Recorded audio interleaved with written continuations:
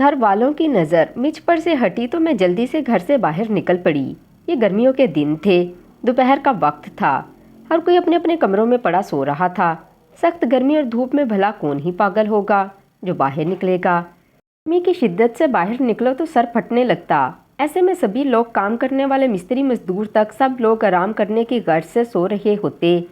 میں نے بھی گھر والوں کو سوتا دیکھا تو جلدی سے دبے قدموں کے ساتھ باہر نکلی۔ یہ ساری گلیاں پھلانگتی ہوئی میں ایک گلی سے دوسری گلی ہوتی ہوئی جانے لگی۔ میرا دل بے تحاشا دھڑک رہا تھا اور بار بار یوں خیالات آ رہے تھے کہ کوئی ابھی میرے پیچھے آ جائے گا اور میرے بالوں سے پکڑ کر مجھے وہاں سے گھسیٹ کر گھر لے جائے گا۔ لیکن میں نہیں جانا چاہتی تھی۔ میں اب اپنوں کے پاس جانا چاہتی تھی، وہاں جہاں میں پیدا ہوئی تھی، جہاں میں نے زندگی کے پہلے 5 سال گزارے تھے۔ میں جلدی سے بھاگتی بھاگتی ایک گلی سے دوسری گلی میں جانے لگی۔ یہ گلیاں مجھے بھول بھلیاں لگنے لگی تھیں۔ مجھے یوں لگتا تھا کہ اب اس گلی سے نکلوں گی تو آگے میرا گھر سلامی دینے کھڑا ہوگا، اس گلی سے نکلوں گی تو آگے میرے گھر والے مجھے پکڑنے کے لیے تیار کھڑے ہوں گے۔ لیکن خدا کا شکر تھا کہ میں بھاگنے میں کامیاب رہی۔ ایک گلی میں بھاگتے بھاگتے کسی شخص سے ٹکرائی تو وہ مجھ سے پوچھنے لگا، ارے بیٹا، تم اس وقت کہاں جا رہی ہو؟ کیا کر رہی ہو؟ کس کی بیٹی ہو؟ سخت گرمی ہے اور اس وقت تو ساری گلیاں سنسان پڑی ہیں۔ اور اس وقت تو ساری گلیاں سنسان پڑی ہیں۔ گھر سے تو اس وقت نہیں نکلتے، بہت خراب ہے بیٹا، لڑکیوں کا نکلنا اس وقت تو نہیں نکلتے بیٹا۔ تم بیٹا اپنے گھر واپس چلی جاؤ۔ تمہارا گھر کس طرف ہے؟ چلو میں تمہیں گھر چھوڑ دیتا ہوں۔ تو اس پر میں نے کہا، نہیں انکل، مجھے بس آپ اتنا بتا دیں کہ یہاں سے مین روڈ تک کون سی گلی جائے گی۔ میں تو کب سے یہاں پر پھر رہی ہوں مگر مجھے مین روڈ نہیں مل رہی۔ نئی آئی ہوں، بابا کے ساتھ شاپنگ کرنے کے لیے آئی تھی، لیکن وہاں سے میں کھو گئی۔ مجھے بابا بھی نہیں ملے اور اچانک میں اس کالونی میں آ گئی۔ مجھے نہیں پتا کہ میں کس جگہ سے جاؤں اور مین سڑک تک کیسے پہنچوں تاکہ میرے بابا مجھے ڈھونڈ سکیں۔ اس نے مجھے سر سے پاؤں تک دیکھا اور مجھ سے کہا، ٹھیک ہے بیٹا، چلو، لیکن اپنی چادر کو اپنے گرد لپیٹ لو۔ میں نے اپنی چادر کو اپنے گرد مضبوطی سے لپیٹا اور پھر ان کے پیچھے پیچھے چلنے لگی۔ وہ مجھ سے 2 قدم آگے تھے اور میں 2 قدم پیچھے تھی۔ وہ مجھے مین روڈ تک تو چھوڑ آئے۔ مجھ سے کہنے لگے، اگر تمہارے بابا مل جائیں تو میں خود ہی ان سے مل لوں گا، تمہارا ہاتھ انہی کے ہاتھ میں دے دوں گا۔ وہ خدا کا کوئی بہت ہی اچھا انسان تھا۔ میں نے بامشکل کہا کہ نہیں، مجھے گھر کا پتہ ہے، ہو سکتا ہے کہ بابا گھر چلے گئے ہوں، میں اب گھر جانا چاہتی ہوں۔ تو انہوں نے کہا کہ چلو میں تمہیں رکشے میں بٹھا دیتا ہوں۔ یہ کہتے ہوئے انہوں نے مجھے رکشے میں بٹھایا اور پھر میں نے ان کے کہنے پر ہی رکشے والے کو اپنے گھر کا پتہ بھی بتا دیا۔ انہوں نے میرا کرایہ بھی رکشے والے کو دے دیا۔ وہ کوئی بہت ہی اچھے انسان تھے۔ رکشے والے کو میں نے اپنے گھر کا ایڈریس بھی بتا دیا تھا کیونکہ مجھے ابھی تک اپنے گھر کا رستہ یاد تھا۔ بھلے ہی مجھے 10 سال گزر گئے تھے اپنے گھر سے دور ہوئے اور وہاں سے یہاں تک آنے میں مجھے بھلے ہی 5 سال کا عرصہ لگا ہو وہاں رہنے میں، لیکن ان 10 سالوں میں میں اپنے گھر کا رستہ کیسے بھول سکتی تھی۔ میں نے اپنے اسی محلے کا ایڈریس بتایا اور پھر اس محلے کے آنے تک میں جلدی سے اتر کر آہستہ آہستہ اپنا گھر ڈھونڈنے لگی تھی۔ 10 سال کے عرصے میں یہ محلہ کافی بدل چکا تھا۔ اس وقت جو گھر نیم پختہ تھے آج وہ مکمل طور پر پختہ اور 2 منزلہ ہو چکے تھے۔ ادھر ادھر کی تمام گلیاں بڑی ہی تنگ ہو چکی تھیں اور یہ محلہ واقع میں ہی شہر کی ایک کالونی میں واقع ہو چکا تھا۔ 10 سال میں کتنا کچھ بدل چکا تھا میں دیکھ رہی تھی۔ آہستہ آہستہ ڈھونڈتے ڈھونڈتے مجھے ایک عورت ملی۔ اس عورت کو بھی تھوڑا شناسا لگنے لگا۔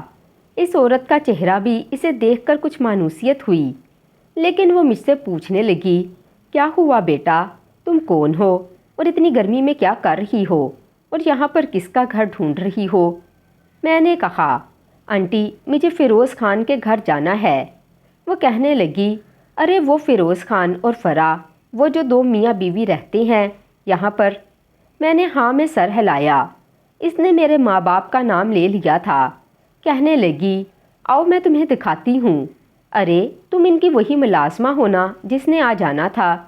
میں نے خاموشی کے ساتھ چلنے پر اکتفا کیا کیونکہ مجھے کچھ معلوم نہیں تھا کہ یہاں کیا ہونے والا ہے اور کیا نہیں۔ میں خاموشی سے اس کے پیچھے چلتی ہوئی گھر تک آئی۔ ہمارا گھر بھی کافی تبدیل ہو چکا تھا۔ ہماری وہ دیواریں جو تعمیر کے لیے کھڑی تھیں آج وہ مکمل طور پر تعمیر ہو چکی تھیں۔ گھر بہت ہی خوبصورت بن چکا تھا۔ ہمارا گھر 2 منزل بن چکا تھا۔ اس نے دروازہ بجانا شروع کیا۔ اگلے ہی لمحے دروازہ کھلا اور اندر سے کوئی باہر نکلا۔ یہ وہی تھیں فرحہ، میری ماں، جنہیں میں نے 10 سال پہلے چھوڑا تھا یا مجھ سے چھڑوایا گیا تھا۔ میں جلدی سے آگے بڑھی تو وہ کہنے لگی، ارے مہرونسا، یہ کس کو اٹھا لائی ہو؟ کون ہے یہ لڑکی؟ تو وہ کہنے لگی، ارے مجھے نہیں پتا، تمہارے گھر کا پتہ پوچھ رہی تھی۔ میں نے کہا چلو تمہارے گھر تک چھوڑ دیتی ہوں، ہو سکتا ہے تمہاری وہی ملازمہ ہو جس نے آنا ہو۔ تو وہ کہنے لگی، ارے نہیں، میری تو ایسی کوئی ملازمہ نہیں آ رہی۔ ہاں میں نے بات کی تھی، پہلے مجھے کہا گیا تھا کہ وہ آ رہی ہے، لیکن اس کا کوئی کام ہو گیا تھا اور وہ نہیں آ سکی۔ میں تو بڑی مشکل سے کام کر رہی ہوں، جانتی تو ہو کہ میرے گھٹنوں میں درد بڑھنے لگتا ہے، کچن میں کھڑے ہو کر کام نہیں ہوا جاتا، بس اسی لیے ملازمہ کی ضرورت تھی، لیکن کیا کریں، مل ہی نہیں رہی۔ آج کل کے ملازموں کے نخرے بھی تو تم جانتی ہو۔ وہ اپنی طرف سے اپنے بکھیڑے لے کر کھڑی ہو گئی تھیں، لیکن میں ان کے چہرے کو دیکھ رہی تھی۔ ماں اتنے عرصے میں کتنی بدل چکی تھی، کافی بری نظر آنے لگی تھی۔ اس سے پہلے کہ میں کچھ بتاتی، انہوں نے میری طرف دیکھتے ہوئے کہا، کون ہو بیٹا؟ میں نے خاموشی میں سر ہلا دیا۔ کہنے لگی، کہیں تم کوئی ملازمہ تو نہیں؟ تم نے کہیں سے سنا ہو؟ تو میں نے ہاں میں سر ہلایا اور کہا، ہاں میں نے سنا ہے کہ آپ کو گھر میں کسی ملازمہ کی ضرورت ہے، تو مجھے بھی کام کی ضرورت تھی۔ میں نے سوچا چلو میں جا کر بات کر کر آتی ہوں، مجھے گھر کا سارا کام آتا ہے، آپ برائے مہربانی مجھے کام پر رکھ لیجئے، مجھے کام کی بھی بہت ضرورت ہے، میرا کوئی گھر بار بھی نہیں، میں آپ کے گھر پر رہ لوں گی، کوئی بات نہیں، میرا تو کوئی ہے بھی نہیں، خود ہی کمانا ہے اور خود ہی کھانا ہے۔ میری بات کو سنتے ہوئے انہوں نے مجھے اندر بلایا اور مجھے کہا، تم کون ہو اور کون سا کام کرنا جانتی ہو؟ میں نے گھر کے تمام کاموں کا کہا کہ مجھے سب کام آتے ہیں۔ انہوں نے اپنی نگرانی میں میرا سارا کام دیکھا اور پھر کہنے لگیں، ٹھیک ہے، آج سے تم یہیں پر کام کرو اور تنخواہ کی فکر مت کرنا، میں تمہیں ہر مہینے تنخواہ دیتی رہوں گی۔ یہ کہتے ہوئے اس نے میرے حوالے کچن کر دیا اور میں خاموشی سے کچن سنبھالنے لگی۔ دوپہر کے کھانے کے وقت دروازہ بجا تو انہوں نے مجھ سے کہا کہ جاؤ دروازے پر دیکھو کون ہے۔ میں نے دروازہ کھولا تو سامنے ایک ادھیڑ عمر شخص کھڑے تھے جنہوں نے ہاتھ میں ایک شاپر اٹھایا ہوا تھا۔ وہ میری طرف حیرانگی سے دیکھتے ہوئے کہنے لگے، تم کون ہو؟ اور ان کی آواز سے میں پہچان گئی کہ یہ کوئی اور نہیں بلکہ میرے بابا تھے، فیروز خان۔ میرا جی چاہا کہ میں ان کے سینے سے لگ جاؤں اور ان کو کہوں کہ میں آپ کی بیٹی ہوں، ہاں وہی بیٹی جو 10 سال پہلے آپ سے کھو گئی تھی، میں وہی بیٹی ہوں جس کے 10 سال پہلے آپ کو جدائی کاٹنی پڑی تھی، میں وہی بچی ہوں، میں اب گھر واپس آ چکی ہوں۔ ان کو دیکھ کر میری آنکھیں بھرنے لگی تھیں۔ اتنے عرصے بعد اپنے والدین کو اپنے سامنے دیکھ کر میں اپنا رونا بامشکل چھپا رہی تھی۔ والدین کا سامنے ہو کر بھی سامنے نہ ہونا میرے لیے بہت مشکل تھا، لیکن اب کچھ ہی دنوں کی بات تھی، مجھے اب یہ سب کچھ برداشت کرنا ہی تھا۔ کچھ دنوں بعد میں انہیں سب سچ بتانے والی تھی۔ میں بس چاہتی تھی کہ صحیح وقت آ جائے۔ صحیح وقت کے آنے کے انتظار میں نے خاموشی سے اپنے جذبات پر قابو پانا سیکھ لیا اور خاموشی سے کام کرنے لگی۔ ماں کمرے سے باہر نکلتی ہوئی کہنے لگیں، ارے فیروز صاحب، آپ آ گئے، شکر ہے، میں آپ کا ہی انتظار کر رہی تھی، آج آپ کو بہت دیر ہو گئی۔ اور اس سے پہلے کہ وہ اس کی بات کا جواب دیتے، الٹا ان سے سوال کرنے لگے کہ یہ لڑکی کون ہے؟ تو ماں کہنے لگی، ارے یہ لڑکی ہے، میں نے کام والی کی بات کی تھی نا، تو یہ وہی ہے۔ اس نے سنا اور ہمارے گھر آ گئی۔ اس بیچاری کو بھی کام کی ضرورت تھی اور مجھے بھی ملازمہ کی ضرورت ہے، تو میں نے اس کا کام وغیرہ دیکھ کر اس کو ملازمہ کے طور پر گھر پر رکھ لیا ہے۔ ایک تو جوان لڑکی ہے، آگے پیچھے کوئی ہے نہیں اس کا، یوں بہانے بھی نہیں کرے گی کہ چھٹی چاہیے، یہیں ہمارے پاس ہی رہے گی، اپنے ہی گھر میں، اور کام بھی کرتی رہے گی، ہم بھی اسے اس کی اجرت دیتے رہیں گے، اور بھلا مجھے کیا چاہیے۔ بابا نے یہ بات سنی تو کچھ دیر مجھے دیکھتے رہے، پھر کہنے لگے، ہاں ٹھیک کیا ہے تم نے، لیکن بچی ابھی بہت چھوٹی ہے۔ ماں نے خاموشی سے ان کی طرف دیکھتے ہوئے کہا، چھوٹی ہے تو کیا ہوا، سارے گھر کے کام تو کرنا جانتی ہے نا، اور مجھ سے تو کچن میں کھڑے ہو کر اب کام نہیں ہوتا۔ آپ تو جانتے ہیں کہ گھٹنوں کی بیماری نے میرا برا حال کر رکھا ہے، ذرا سا کھڑی کیا ہو جاؤں، بیٹھ نہیں سکتی، کمر الگ درد کرتی ہے، مجھ سے تو کام نہیں ہوتے، اور آج کل کے دور میں ملازمائیں ملنا بڑا ہی مشکل کام ہے، اگر میں اسے نہ رکھتی تو پھر نہ جانے مجھے کتنا عرصہ مزید کام کرنا پڑتا، اور بس میرے لیے تو یہی ٹھیک ہے۔ خواہ بھی اس کو میں اپنی مرضی سے دے رہی ہوں، کیونکہ اس نے مجھ سے کہا تھا کہ مجھے جو مناسب لگے میں اسے دے سکتی ہوں، میں اس کا کام دیکھ کر ہی اسے پیسے دیا کروں گی۔ انہوں نے کہا تو وہ کہنے لگیں، چلو ٹھیک ہے، جیسے تمہاری مرضی۔ کھانا بن چکا تھا، میں نے جلدی سے کھانا ڈائننگ ٹیبل پر لگانا شروع کیا۔ اتنے سالوں بعد پہلی بار اپنے گھر کی ڈائننگ ٹیبل دیکھی تھی۔ یہ ڈائننگ ٹیبل بھی بدل چکی تھی، اس کے ساتھ ساتھ پڑی ہوئی چارپائیاں اور کرسیاں بھی بدل چکی تھیں۔ میرے بعد یعنی کہ میرے والدین کی کوئی اولاد نہ ہوئی تھی، تبھی تو یہ دونوں اتنے اکیلے تھے، لیکن میں حیران ہو رہی تھی کہ ایک بار بھی انہوں نے اپنی بیٹی کا نام نہیں لیا۔ ایک بار یہ کہ اپنی بیٹی کا نام لے لیتے تو شاید میں انہیں حقیقت بتا دیتی، لیکن ابھی میں یہ حقیقت ان لوگوں کو نہیں بتا سکتی تھی۔ میں صحیح وقت آنے پر بتانا چاہتی تھی۔ دن یوں ہی گزرنے لگے، میں صبح اذانوں کے ساتھ ہی اٹھ جاتی، نماز اور تلاوت کرنے کے بعد میں جلدی سے کچن میں آ جاتی، ناشتہ بناتی، انہیں کھلاتی، اور پھر خود بھی ناشتہ کرتی، پھر گھر کی صفائی وغیرہ کرنے کے بعد کچن میں لگ جاتی، دوپہر تک کچن میں کھانا بناتی رہتی، پھر جب دوپہر کو بابا آتے تو میں کھانا لگا دیتی، وہ دونوں کھانا کھا لیتے تو پھر میں خود کھانا کھا کر ذرا آرام کرنے لگ جاتی۔ دوپہر کے بعد تھوڑا آرام کرنے کے بعد ظہر کے وقت پھر سے نماز پڑھنے کے بعد میں کچن میں لگ جاتی۔ یوں میرا سارا دن کسی مصروفیت کے تابع گزر جاتا، لیکن ابھی تک وہ وقت نہیں آیا تھا کہ میں ان دونوں کو اپنے بارے میں بتا سکتی، لیکن اب مجھے یوں لگ رہا تھا جیسے میرا اب صحیح وقت آ چکا ہے کہ میں ان لوگوں کو صحیح بات بتا سکوں، کیونکہ اب میری ماں کی سالگرہ آنے والی تھی، اور میری ماں کی سالگرہ کے دن بابا ہر کسی کی بات سن لیا کرتے تھے، وہ بہت خوش ہوتے تھے۔ یہ بات میں نے ماں سے ہی سنی تھی، جنہیں میں نے بی بی جی کہا کرنا شروع کر دیا تھا۔ سب کچھ آرام سے چلنے لگا، اور دیکھتے ہی دیکھتے وہ روز آ گیا جس روز میری ماں کی سالگرہ کا دن تھا۔ اس روز واقعے میں ہی کافی تیاریاں کی گئی تھیں، گھر کو بالکل دلہن کی طرح سجایا گیا تھا۔ یقین ہی نہیں آ رہا تھا کہ یہ ہمارا وہی گھر ہے، چھوٹا سا جو کافی سال پرانا ہے۔ اسی گھر سے میں نے 10 سال دور گزارے۔ آج اس گھر کو اپنی آنکھوں سے دیکھ کر ٹھنڈک محسوس ہوتی تھی۔ سارے گھر میں لائٹنگ ہوئی، سارے گھر میں غبارے لگے، سارے گھر کو خوب سجایا گیا۔ ایک چھوٹی پارٹی دی جا رہی تھی، محلے بھر کے لوگ بھی شامل تھے، اور بابا کے شاید بزنس والے لوگ بھی شامل تھے۔ ہر کوئی ایک دوسرے سے خوبصورت نظر آنے کی کوشش میں تھا۔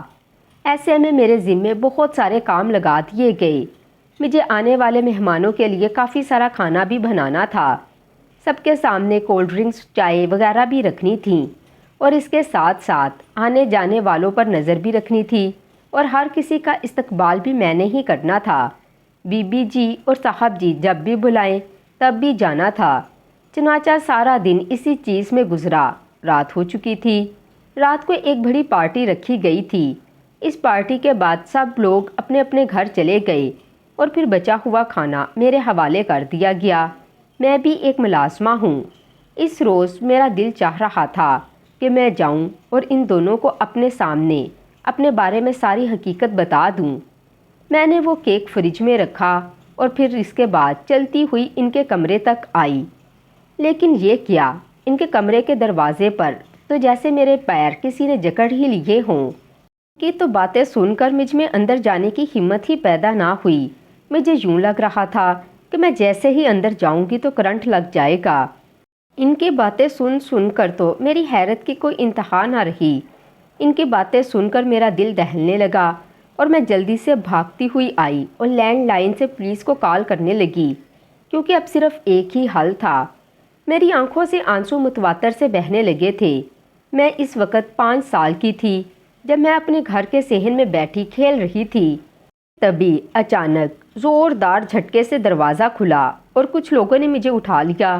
اس کے بعد میں نہیں جانتی کہ میرے ساتھ کیا ہوا، لیکن آہستہ آہستہ جیسے جیسے میں اپنا ہوش سنبھالتی گئی، میں نے بس ایک ہی گھر کو دیکھا تھا، لیکن اپنے گھر کی گلیاں مجھے آج بھی یاد تھیں۔ جس گھر میں رہ رہی تھی وہ گھر اتنا کوئی بڑا تو نہیں تھا، بس درمیانے طبقے کے لوگ تھے۔ لوگ بھی اچھے تھے، لیکن بس مجھے گھر سے نکلنے کی اجازت نہ تھی۔ میں کچھ بڑی ہوئی اور اپنے دوستوں کے ساتھ کھیلنے باہر جانا چاہتی تھی، مجھے پر کوئی باہر نہ جانے دیتا۔ جہاں تک کہ اسکول کی پڑھائی بھی اساتذہ وغیرہ گھر آ کر کروا دیتے تھے اور مجھے گھر میں کھانا بنانے کے لیے رکھ دیا گیا۔ ابتدائی چند کلاسیں مجھے گھر پر ہی کوئی پروفیسر پڑھاتے رہے اور پھر اس کے بعد میری پڑھائی کا سلسلہ بھی ختم ہو گیا۔ اس گھر میں 2 بڑے لوگ تھے جنہیں سبھی بچے ماں اور باپ کہتے تھے، باقی سبھی تو ان کی سکی اولادیں تھیں، لیکن میں نہیں جانتی مجھے اغوا کیا گیا تھا۔ میں یوں ہی کچھ بڑی ہوئی، ماں نے مجھے کچن میں کھڑا کر دیا۔ کبھی میں برتن دھوتی تو کبھی میں روٹیاں بناتی، کبھی سالن بناتی۔ یوں چھوٹی سی ہی عمر میں مجھے کچن کا سارا کام آ گیا تھا، لیکن رہ رہ کر مجھے اپنے گھر کی وہی گلیاں یاد آتی تھیں۔ بھلے ہی میں 5 سال کی تھی، لیکن میں اپنے دماغ سے وہ باتیں باہر نہ کر سکتی تھی جو کہ میرے بچپن میں گزر چکی تھیں۔ میرا دل چاہتا تھا کہ میں بھاگ کر جاؤں اور اپنے گھر پہنچ جاؤں، اپنے والدین کے پاس پہنچ جاؤں، لیکن ایسا ممکن نہ تھا۔ مجھ پر اس گھر کی دیواریں بھی اونچی کر دی گئی تھیں اور دروازے بھی بند کر دیے گئے تھے۔ نہ تو میں نے اس دروازے سے نکل کر کہیں باہر جا سکنا تھا اور نہ ہی مجھے اس گھر سے کہیں باہر نکلنا تھا۔ بس یہی گھر میری قید تھی۔ لوگ اچھے تھے، میرے ساتھ حسن سلوک سے پیش آتے تھے، ان کا رویہ میرے ساتھ اچھا تھا، لیکن اس کے ساتھ ہی انہوں نے مجھ پر جب پابندیاں لگائی ہوئی تھیں، یہ کوئی سکے ماں باپ تو نہیں لگاتے تھے۔ دھیرے دھیرے اب میں یہاں سے بھاگنے کے موقع ڈھونڈنے لگی۔ کئی بار مجھے بھاگنے کا موقع بھی ملا، لیکن واپس مجھے پکڑ کر گھر لے آیا جاتا اور سخت سے سخت تاکید کی جاتی کہ تم نے ایک قدم بھی گھر سے باہر نہیں نکالنا۔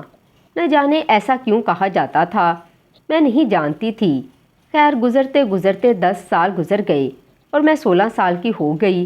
سب کو یہ بات بتانا چاہتی تھی، اپنے ماں باپ سے گلے لگ کر رونا چاہتی تھی، ان کو بتانا چاہتی تھی کہ میں وہاں پر کن پابندیوں میں رہی، مجھے کن لوگوں نے اغوا کر لیا تھا۔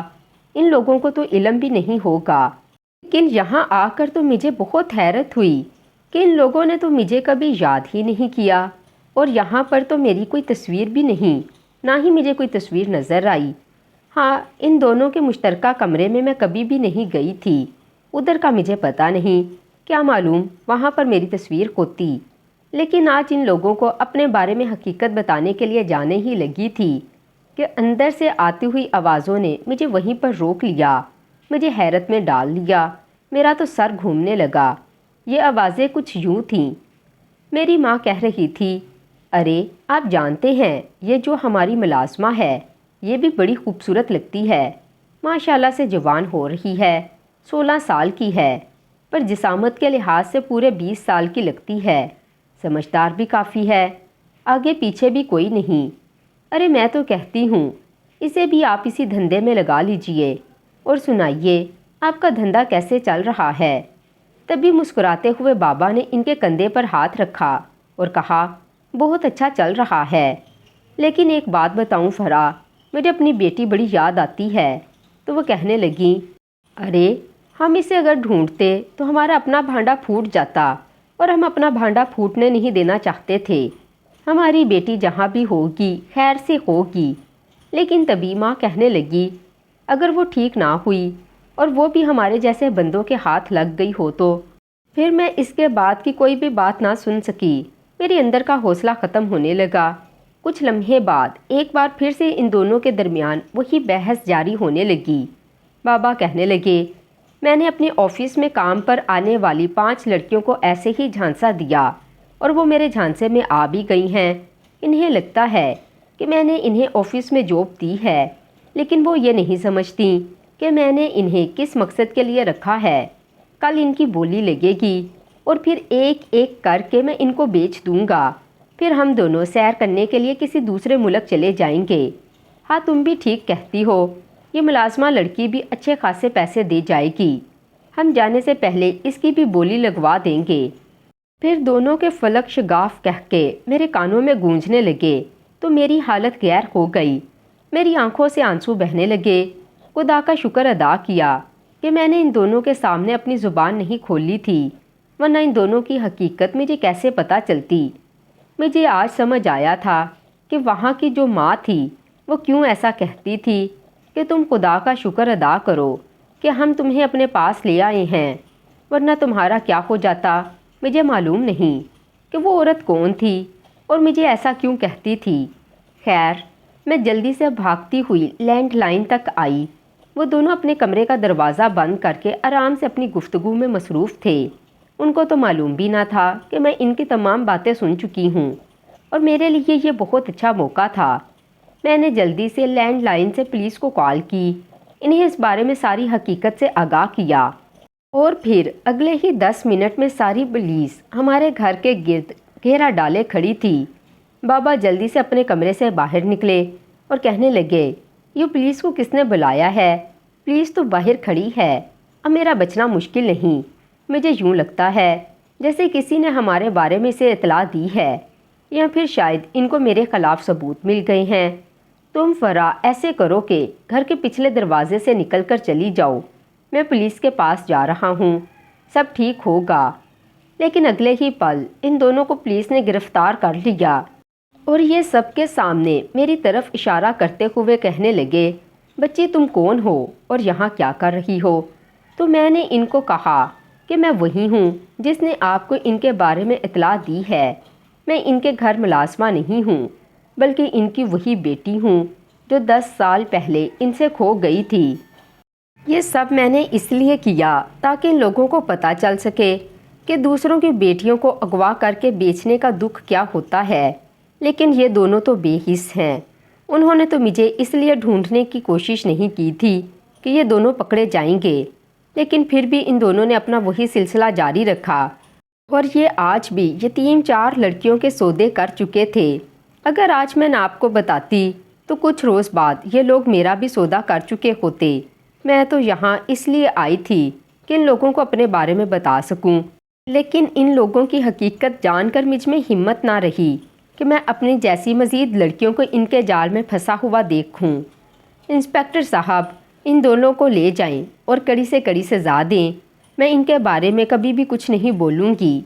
ہاں، ان کی یادوں نے مجھے ساری زندگی رلائے رکھا، لیکن آج حقیقت میں جب ان لوگوں کا سامنا ہوا تو مجھے پتہ چلا کہ خدا نے تو مجھے کسی اور کی گود میں کیوں ڈال دیا تھا، کیوں مجھے اغوا کیا گیا۔ میں اب دوبارہ انہی لوگوں کے پاس جانا چاہتی ہوں جن لوگوں نے بچپن میں مجھے اغوا کیا تھا، اور میں واپس اسی جگہ پر جانا چاہتی ہوں، کیونکہ شاید ان کی بھی کسی بیٹی کو ان لوگوں نے اٹھا کر بیچا ہوگا۔ مجھے ان لوگوں سے اب گھن آنے لگی ہے۔ میں رونے لگی تو میرے والدین دونوں ہی ہکا بکا کھڑے مجھے دیکھنے لگے۔ وہ میری طرف بڑھنے لگے تھے، لیکن میں نے ان کو اپنی طرف بڑھنے سے انکار کر دیا اور انسپکٹر صاحب سے کہا، آپ ان دونوں کو لے جائیں۔ انسپکٹر صاحب نے مجھے کہا، تم اس کالونی کا پتہ بتاؤ، ہم تمہیں وہیں چھوڑ دیتے ہیں۔ اور پھر ان دونوں نے مجھے میرے گھر تک چھوڑا۔ میں وہاں گئی تو وہی عورت جس نے بچپن سے ہی مجھے ماں بن کر پالا تھا، جو مجھے یہاں سے اغوا کر کر لے گئی تھی، میرے لیے بڑی ہی پریشان بیٹھی تھی، مسلے پر بیٹھی رو رو کر دعائیں مانگ رہی تھی۔ اسے دیکھ کر پہلی بار یوں لگا جیسے کہ ماں وہ نہیں ہوتی جو جنم دیتی ہے، بلکہ ماں تو وہ ہوتی ہے جس نے پالا ہوتا ہے۔ وہی تو اولاد کا ہر دکھ ہر درد سمجھ سکتی ہے۔ جنم دے کر پھینک دینے والی مائیں آخر کہاں بچوں کے دکھ درد سمجھتی ہوں گی۔ میں جلدی سے آگے بڑھی اور ان کے سینے سے لگ کر پھوٹ پھوٹ کر رونے لگی۔ مجھے دیکھ کر وہ بھی اس قدر خوش ہوئیں کہ کہنے لگیں، بیٹا تم کہاں تھی؟ بیٹا تم نہیں جانتی کہ تمہارے بعد میرا کیا ہوا، تمہیں کہاں کہاں نہیں ڈھونڈا، تم کہاں چلی گئی تھی، آئندہ سے ایسی حرکت کبھی بھی مت کرنا۔ میں نے کہا بھی تھا کہ اس گھر سے قدم باہر مت نکالنا، اسی لیے کہا تھا کہ تم مجھے بے حد عزیز ہو۔ میں ان سے پوچھنا چاہتی تھی کہ آخر وہ کون ہے اور انہوں نے مجھے اس گھر سے کیوں اٹھایا تھا، لیکن میں پوچھ نہ سکی۔ میرے لیے بس یہی کافی تھا کہ ان لوگوں نے مجھ پر احسان کیا تھا کہ مجھے میرے ماں باپ جیسے لوگوں کے پاس نہیں چھوڑا۔ واقعے میں ہی کچھ لوگ ہوتے ہیں جو اپنی عزت نفس ختم کر چکے ہوتے ہیں، لیکن ہمیں لگتا ہے کہ اگر ان کے اپنوں کے ساتھ ایسا کچھ ہوا تو شاید برداشت نہیں کر پائیں گے اور اس گناہ کو چھوڑ دیں گے، لیکن میرے حقیقی والدین کو دیکھ کر یہ بات میرے ذہن میں آتی ہے کہ ایسا نہیں ہوتا۔ جن لوگوں نے برے کام کرنے ہوتے ہیں وہ اپنی اولاد کے ہونے کے باوجود بھی برے کام کرتے ہی رہتے ہیں۔ ان لوگوں کو صحیح اور غلط کی تمیز نہیں ہوتی اور انہیں چاہیے جتنے بھی سبق مل جائیں، لیکن وہ کبھی بھی نہیں سیکھتے۔ وہ بس اپنی ہی منمانی کرتے رہتے ہیں۔ جنہیں دولت کا نشہ ہو جائے پھر انہیں بھلا کسی چیز سے کیا فرق پڑ سکتا ہے۔ میں کافی دیر ماں کے سینے سے لگی روتی رہی۔ پھر میں نے انہیں اپنے بارے میں ساری حقیقت بتائی تو انہوں نے میرے سر پر پیار سے ہاتھ پھیرا اور کہنے لگی، بیٹا تم جانتی ہو میں کون ہوں؟ میں تمہاری سکی خالہ ہوں اور تمہیں اسی لیے تمہارے گھر سے میں اٹھا لائی تھی کہ تمہاری ماں اور تمہارے باپ کو اس شے کا بالکل بھی اندازہ نہیں تھا کہ وہ کس طرف جا رہے ہیں۔ میں جانتی تھی کہ جب تم بڑی ہوگی تو وہ تمہارا بھی یہی حشر کریں گے، کیونکہ ان کے لیے پیسے سے زیادہ کوئی چیز اہمیت نہیں رکھتی۔ اس کے بعد اسی لیے میں نے تمہیں گھر سے باہر نہیں نکلنے دیا، کیونکہ تمہارا باپ ہمیشہ ہمارے گھر کے چکر لگاتا رہتا تھا اور میں تمہیں ان سے محفوظ رکھنا چاہتی تھی۔ میں نہیں چاہتی تھی کہ تمہارے ساتھ کچھ بھی غلط ہو، یا پھر تمہارے ساتھ اگر وہ کچھ غلط نہ بھی کریں تو تمہیں کہیں اس غلط رستے میں شامل نہ کر لیں۔ اسی لیے میں تمہیں اپنے پاس لے آئی۔ بیٹا مجھے معاف کر دینا کہ میں نے تمہیں تمہارے ماں باپ سے دور کیا، لیکن اس کے پیچھے میرا مقصد صرف اتنا ہی تھا کہ میں تمہاری اچھی طرح سے پرورش کر سکوں اور تمہیں ایک اچھی زندگی دے سکوں۔ میں چاہتی تھی کہ تم ایک باعزت طریقے سے زندگی گزارو اور کچھ نہیں۔ وہ رونے لگیں تو میں نے ان کی آنکھوں سے آنسو صاف کیے اور کہا، امی آپ کو بالکل بھی رونے کی ضرورت نہیں، فکر کرنے کی بالکل بھی ضرورت نہیں۔ میں اب آپ کے پاس آ گئی ہوں اور آپ کے پاس سے اب کہیں بھی نہیں جاؤں گی۔ میں اب ہمیشہ آپ کے ساتھ ہی رہوں گی۔ میں نے یہ بات کہی تو انہوں نے مسکراتے ہوئے میرے ماتھے پر بوسہ دے دیا۔ گھر کے سبھی افراد مجھے دیکھ کر بہت خوش ہوئے تھے اور ان لوگوں نے مجھے یہ کہا تھا کہ جو کام وہ اتنے عرصے میں نہ کر پائے وہ میں نے چند ہی دنوں میں کر دیا۔ اپنے والدین کو پولیس کے حوالے کر دیا۔ اب باقی کام پولیس کا تھا کہ وہ ان سے راز کیسے اگلواتے ہیں۔ اب میں نہیں جانتی کہ ان دونوں کے ساتھ کیا ہوا اور کیا نہیں، لیکن میں یہ بات ضرور جانتی ہوں کہ خدا نے جو کرنا ہوتا ہے وہ بہتر کرتا ہے، اور جو وہ کرتا ہے وہ بہتری کے لیے ہی کرتا ہے، اور اگر ہمارے اپنوں سے ہمیں وہ دور کرتا ہے تو اس میں بھی ہمارے لیے کوئی نہ کوئی بہتری ضرور ہوتی ہے، ہمارے لیے کوئی نہ کوئی بھلائی ضرور ہوتی ہے۔ بے شک اللہ تعالیٰ کے ہر کام میں کوئی نہ کوئی مصلحت ضرور ہوتی ہے۔ ہمیں ہر حال میں اللہ تعالیٰ کا شکر ادا کرنا چاہیے کہ وہ جس حال میں ہمیں رکھے ہم اس میں خوش رہیں۔ بے شک وہ بڑا ہی مہربان اور بار بار رحم کرنے والا ہے۔